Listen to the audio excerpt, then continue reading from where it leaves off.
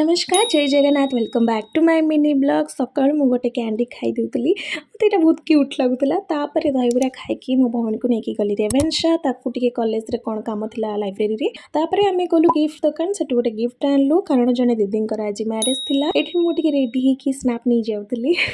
actually मो भौणी गोटे school तो से दीदी आम दीज सीनियर थे देखते ये रही दीदी बहुत सुंदर देखा जाऊे आम लंच कर दिन बाहर की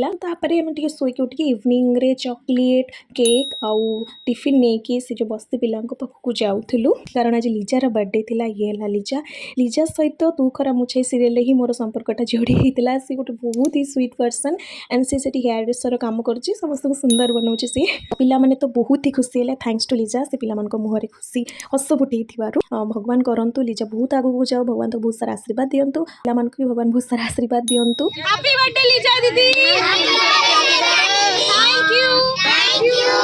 तापरे मु घर को गला बेलू से देखिली आंब